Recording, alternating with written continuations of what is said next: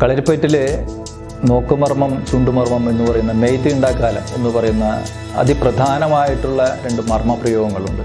പ്രതിയോഗിയെ വിരൽ ചൂണ്ടിക്കൊണ്ട് തങ്ങളുടെ എനർജി ആ പ്രതിയോഗിയുടെ മേൽ ഉപയോഗിച്ച് അയാളെ വീഴ്ത്തുന്ന രീതികൾ, നോക്കിക്കൊണ്ട് അയാളെ സ്തംഭിപ്പിക്കുന്ന രീതികൾ, നിഗൂഢമായിട്ടുള്ള വിദ്യകളാണത്. ഇത്തരത്തിലുള്ള ഒരു അമൂല്യമായിട്ടുള്ള വിദ്യ ഇന്ന് ഏറ്റവും കൂടുതൽ വിമർശിക്കുന്നത് കളരിപ്പയറ്റുകാർ തന്നെയാണ്.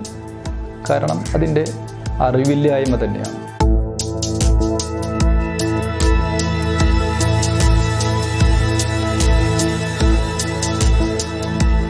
നമസ്കാരം.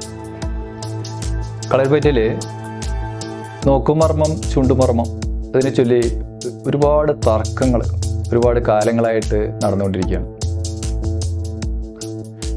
അത് കളരിപ്പയറ്റുകാർ തന്നെയാണ് ഏറ്റവും കൂടുതൽ ആ തർക്കത്തിൽ ഏർപ്പെടുന്നത്. അതിൻ്റെ പ്രധാന കാരണമെന്ന് പറയുന്നത് അറിവില്ലായ്മ തന്നെയാണ്. അറിവില്ലായ്മ എന്നുള്ളത് ഒരു തെറ്റല്ല, പക്ഷെ അറിയാൻ ശ്രമിക്കാത്തത് വലിയ തെറ്റ് തന്നെയാണ്. കളരിപ്പയറ്റ് എന്ന് പറയുന്നത് ഒരു സമുദ്രം പോലെയാണ്. അതിൻ്റെ മറുകര കണ്ടെത്തുക വളരെ പ്രയാസമാണ്. അതിൻ്റെ തീരത്ത് ചെന്ന് നോക്കുമ്പോൾ നമുക്ക് ശക്തിയേറിയ തിരമാലകളും നല്ല ബഹളവും ഇതൊക്കെ നമുക്ക് കാണാം.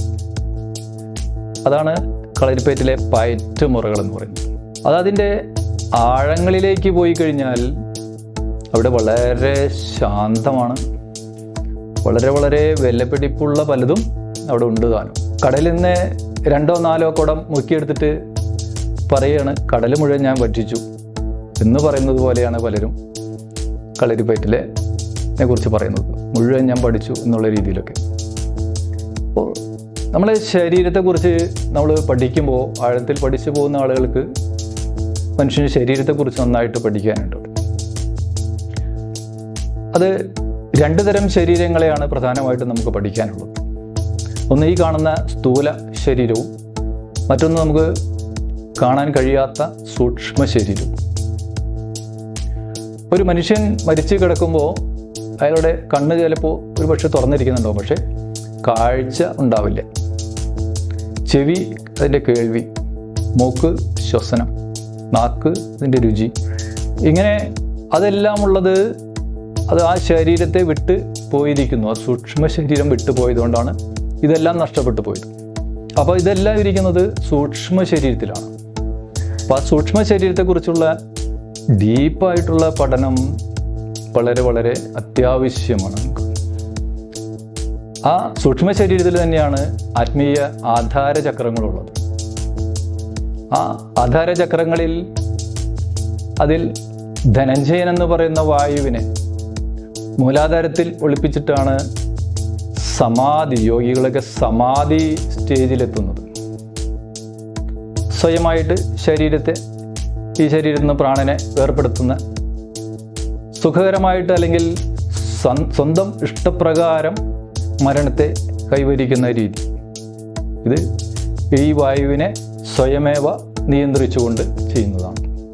ജപ്പാനിൽ നിന്ന് വന്നിട്ടുള്ള റെക്കി, അത് അതിൻ്റെ ഹീലിംഗ് പവർ കൊണ്ട് അത് ആ എനർജി കൈകളിലേക്ക് കൊണ്ടുവരുന്നു.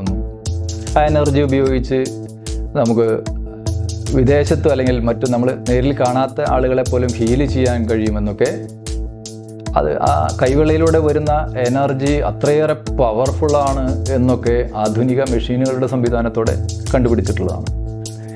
അപ്പോൾ ഇത്തരത്തിൽ എനർജിയെ പുറത്ത് കൊണ്ടുവരാൻ സാധിക്കുന്ന ആർക്കും ഈ പറയുന്ന നോക്കുമർമ്മവും ചുണ്ടുമർമ്മവും ഒക്കെ ചെയ്യാവുന്നേ ഉള്ളൂ.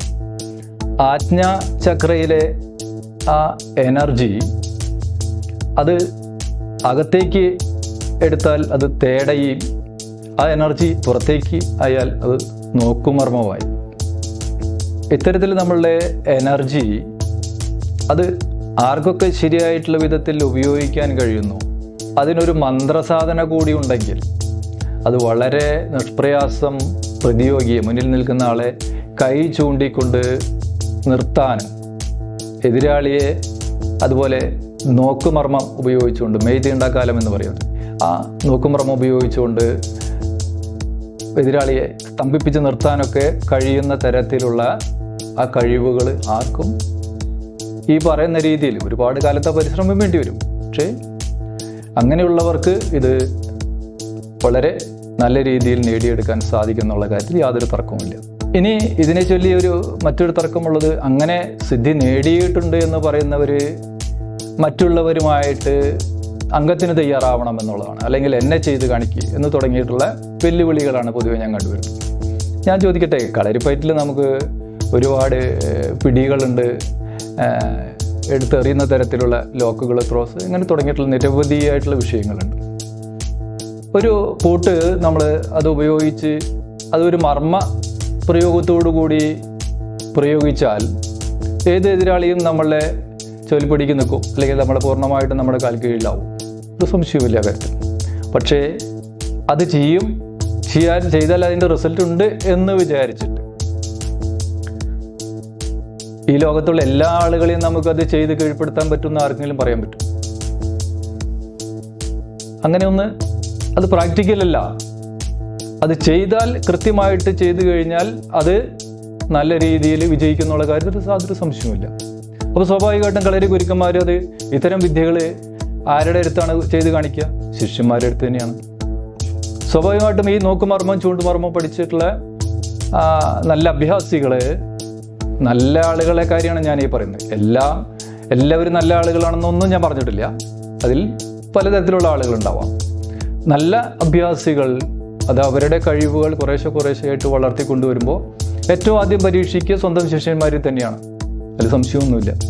അപ്പോൾ അത്തരത്തിൽ അവർ നല്ല രീതിയിൽ ഒരുപാട് വർഷങ്ങളുടെ ഉപാസനയിലൂടെ നേടിയെടുക്കുന്ന ഈ അറിവുകൾ, ഈ കഴിവുകൾ, അത് മറ്റുള്ളവർ അത് ഏത് രീതിയിലാണ് അവർ ഈ രീതിയിൽ അല്ലെങ്കിൽ ഇത്രയും നല്ല ഉന്നതിയിലെത്തിയത് എന്ന് മനസ്സിലാക്കി അതിൻ്റെ ആഴങ്ങളിലേക്ക്, പ്രത്യേകിച്ച് സൂക്ഷ്മ ശരീരത്തെക്കുറിച്ചൊക്കെയുള്ള പഠനങ്ങളിലേക്ക് എല്ലാ കളരിക്കാരും എത്തണം എന്നാണ് എനിക്ക് നിങ്ങളോട് പറയാനുള്ളത്. അല്ലാതെ ഒരു ചെറിയ അല്പം മാത്രമായിട്ടുള്ള അറിവ് വെച്ചുകൊണ്ട് ഇത്രയും ബൃഹത്തായിട്ടുള്ള വലിയ ഒരു വിഷയത്തെ, കളരി പറ്റുന്ന സമുദ്രത്തെ നിങ്ങളെ ഒരു ചെറുതാക്കി കാണിച്ച് സ്വയം മോശക്കാരാവാൻ നിന്നുകൊടുക്കല്ലേ എന്നുള്ളൊരു അഭ്യർത്ഥനയാണ് എനിക്ക് നിങ്ങളോടുള്ളത്. നമസ്തേ.